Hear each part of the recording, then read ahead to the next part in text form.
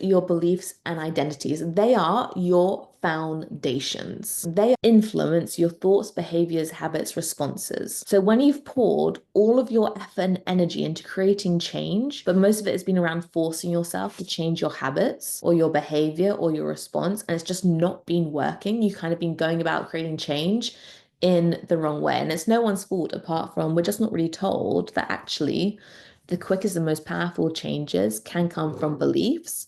And if you're struggling to create change, it's because there is a belief or an identity that is stopping you creating the change you want. So it's blocking you from having that abundant or limitless transformation. So what is a belief? This is when they can become sneaky. So it's whenever something is taken as a fact. So if we go back to the ye old days, we used to think the earth was flat. This was a belief, but it was stated as a fact the earth is flat. Everyone agreed with it until the amount of evidence had to become so incredibly high that that belief was toppled over. And then the new belief became the earth is a sphere. A belief is when something is taken as a fact. And that could be, I am a perfectionist. You can't really disagree with that apart from being like, no, you're not. And then I'm like, well, yes, I am. Obviously I am. It's a fact. Look at all the ways I'm a perfectionist. But that is actually a belief. It's when something is assumed to be true, it's common knowledge, and it's generalized. Generalized would be, I'm always late. That is a belief that you're bad at time management. One of our members was like, meditation doesn't work for me. And I was like, this is now a belief,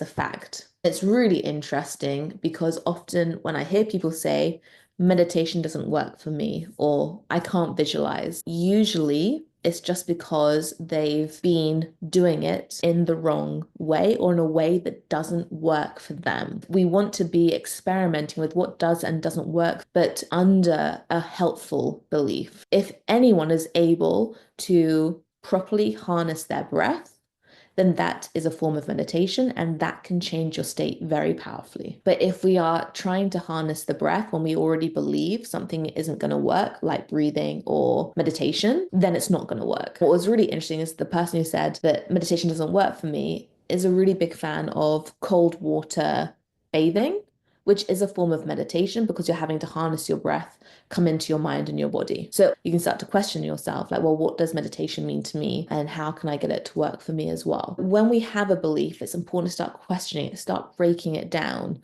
If you remember from the peak performance code, I spoke about a pro triathlete who believed he was a slow swimmer. The first way we cracked the door open to change, to challenge this belief, was to look at, well, what are your swim times compared to those you're swimming against? And actually he sat in the top 50 percentile. So it was like, maybe I'm actually not that slow. Maybe I could be fast. But it's really important to start challenging yourself around what you believe is true and not true about yourself and your life. Now, we want to hammer this home. I want to look at placebos because this really underlines how crazy powerful the brain is and how crazy powerful beliefs can be. Medical science, I feel, likes to ignore or tell us that the brain or the mind doesn't really matter when it comes to recovering, to healing, to creating change. But what's very interesting is that they acknowledge that our belief, our brain, can have a very significant effect on the power of a treatment because they do double-blind tests. If the brain had zero influence on the effectiveness of a treatment, there would be no need to do blind or double-blind drug tests. But they have to, because the brain has an influence over how the body responds to a drug treatment. That is called the placebo effect. This was a migraine pain medication study. One group took a migraine drug labeled with the drug's name. Another took a placebo. And interestingly, this drug was labeled placebo. They knew that they weren't getting a migraine medication. The third group took nothing. The placebo drug was 50%, so half the people were able to use the drug to reduce their migraine, even though they were literally taking like a mint effectively. Over half the people were able to reduce their pain by taking a placebo drug that they knew wouldn't work on that pain. This is the power of the brain. There have been various studies looking at this. Bing and his colleagues looked at the effectiveness of Prozac and found the majority of drug results was due to the placebo effect. It's very interesting to start exploring the placebo effect and how powerful it is because there are so many examples and studies, even with cancer patients, where they're given placebo and they're losing their hair because the brain believes that's what is going to happen. There was a study in China as well. I think it was 50 children were rubbed with poison oak, but were told it was just like a normal oak tree. 50 of them were rubbed with oak, but told it was poison oak. The majority of children who had a reaction were the ones who were rubbed with just the oak tree. They expected to have a reaction, they reacted. You can start to even experiment with this on yourself. I remember I was in survival mode under a very stressful situation, and I could feel and see the hives coming out onto my face. I remember I was in the bathroom and I was like, no, this isn't going to happen again. I controlled my breath. I felt calmness washing through me. I used visualization. The hives literally disappeared from my body. I didn't get them again. It's really interesting for just yourself to start to experiment with what can I create change around when I use different mindset and mind-body connection tools and strategies. I find it the placebo effect fascinating. And of course, there is the nocebo effect as well, which is the opposite of the placebo. So placebo is when we expect something great to happen and it happens. The nocebo effect is when we expect something bad to happen and then something bad happens. How much is conscious and unconscious? Great question. For me, consciousness is when we are deliberately and purposefully being intentional with how we are thinking. Conscious would be, okay, I've just realized I've done this unhelpful thing, and now I'm going to use this tool to create something more helpful. The more you do this, the more you're activating, it will soon become. What's really interesting, if we look at our day-to-day life, a lot of it is kind of conscious but unconscious. You watch the news, which is a conscious thing, but then you're not realizing the different triggers that is creating, whether it's fear or stress. There's a really great British magician called Darren Brown. His TV series answers this question: how much is conscious and unconscious? I like using unconscious because subconscious, if we're really looking at language, implies that our unconscious is like less than our conscious brain in terms of value, whereas really it's just as valuable. I remember his TV series was fascinating. The two things that really stood out from me was the first one was in a shopping mall, and on the speaker, he was repeating this phrase of come right arm up. We have this amazing free gift. Just come right arm up and it'll be amazing. Come right arm up and you'll receive this amazing thing. It'll be such a fun time, but you just have to come right arm up the escalator and then come right arm up here and you're going to meet us. This was repeating all the time. Come right arm up. Where the unconscious and conscious blends is people are aware, okay, this message is playing. But then it becomes unconscious. And they paused and he says, hey, can everyone in the shopping mall put their right arm up? Everyone raised their right arm and stopped. He was very cleverly saying, come right arm. So not saying right on up, but right arm up. Said in a very specific way, it sounds the same. That's why everyone put their right arm up. People were looking around, be like, why are we suddenly putting our right arms up? The unconscious and conscious blends together, but you are still able to point it in the right direction. But we're highly influenced by our environment and what is being said around us. So great question. Hope that answered it. The 3 types of beliefs we need is self-belief, general confidence and faith in yourself to succeed, self-efficacy, belief in your abilities and skills to achieve, and the response expectancy. When you think of your 30-day goal, do you believe in general that you can achieve it? Yes. Woohoo, great. That's amazing. So we have general belief that we can believe our goal. A simple thing to ask, but it's really important. Do you believe you can achieve your goal? Yes. Now I want you to score out of 10. 10 being you're confident you have the abilities and skills to achieve your goal. 1 being you're not confident you have the abilities to achieve your goal. You want to be thinking, why am I scoring myself a 10 or a 9? Why didn't I score myself 11 or a 10? Or why didn't I score myself a 7 or an 8? Once you have this deep knowing that you have the skills and capabilities to achieve your goal, that is massive. The third question is, what are your expectations for success in achieving your goal? So we know with the placebo effect, when we have an expectation around how we're going to succeed or not, influences our outcome. Do you expect yourself to succeed, or do you expect yourself to fail in achieving your 30-day goal? If you expect yourself to fail, you want to be thinking about why. Then that comes to one of our other questions, which is if we think we're going to fail because when we hit a pain point, then we always have this outcome. What will you do? What's your plan? If you knew you would succeed, how would that change how you'd go about achieving your goal?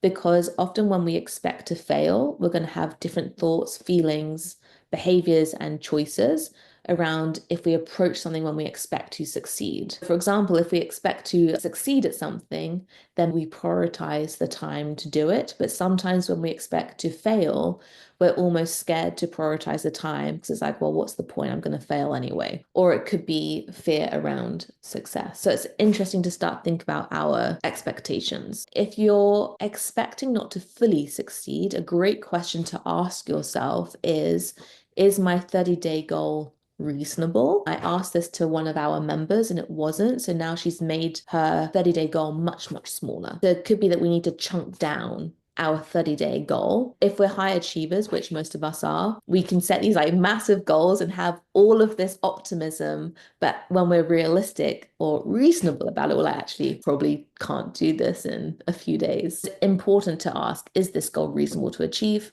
Do I need to break it down? And that's not a bad thing. The strategy I want to leave you with is how we can, in the moment when we realize we're doing something unhelpful, change the firing and wiring of our neuropathways. Step one is to become aware of your thoughts. This is one of those strategies where we are conscious about the change we want to create. The first step is simply becoming self-aware. The question I often get is, but how do I become self-aware? We all become self-aware in different ways. The best way is to start having that intention every morning, going in with the day and being like, okay, I'm not going to go on autopilot. I'm going to really be aware of the thoughts I'm thinking and the way I'm responding. This really does take practice to start listening and hearing and becoming aware of how we're responding. One of my clients recently, through the weekly accountability and our coaching sessions, has become aware of a certain response she has to one of her colleagues. Because she's now aware of it, she's able to look at it in more detail and also look at the colleague in more detail and realize that actually they have some toxic behavior and communication. And the way she's reacting is normal because it's triggering unhelpful stuff. But actually, although it's a normal reaction and it's a valid reaction, we can still become aware of how we're responding and start to choose how we'd like to respond instead. Journaling can be a great way to become aware, or just having the intention, the focus, taking time to reflect around different situations. By answering the questions I give you in this masterclass and in the workbook, that will help you become more aware. Being part of a community like this where we're talking about mindset, that will help you become more aware, because your brain is just going to be thinking about it in a new way and a lot more. The first step is to become aware. And the next step is to ask yourself, okay, I've noticed that I've thought this, maybe I can't do it, or maybe I've just thought, fuck it, I'm going to eat sugar. And it's to say stop or pause. This is really step two, actually. But give yourself time to think, is this helping me? Is this thought, is this response, is this helping me?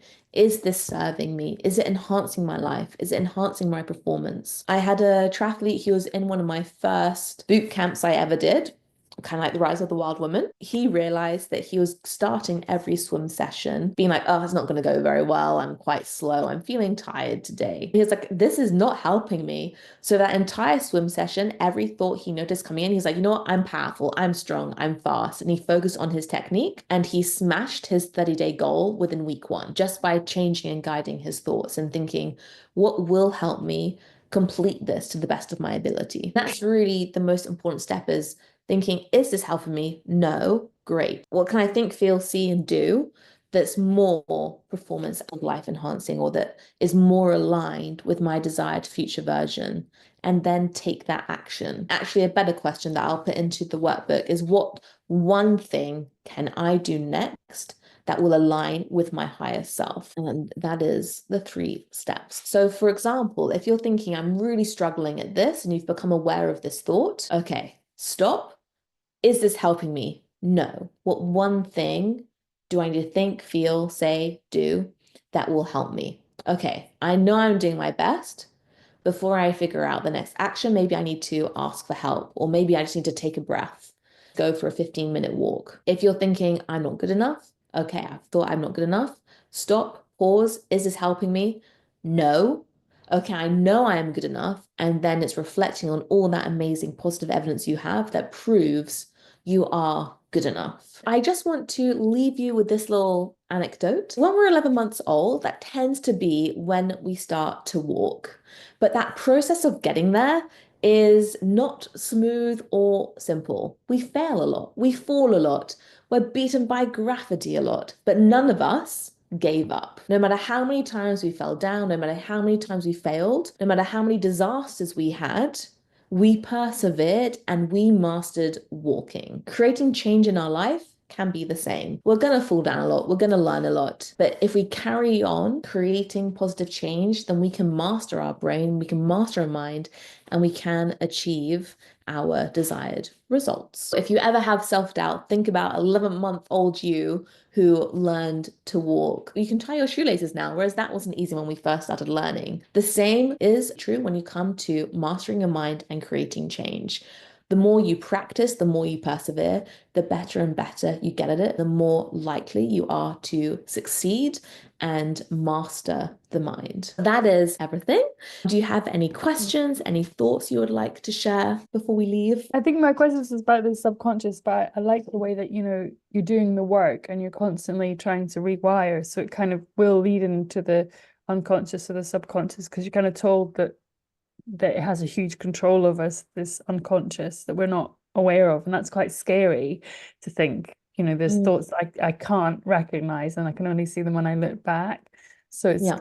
it feels reassuring to know that. That's really interesting. One analogy I really like is that we can be these upside down geniuses. That's when we're really brilliant at getting the wrong or the opposite result to what we want. But if we can do really well at getting the wrong result or the result we don't want, like for me, it was chronic fatigue or PMDD. I mean, I did that so brilliantly. I'd won a gold medal doing those things.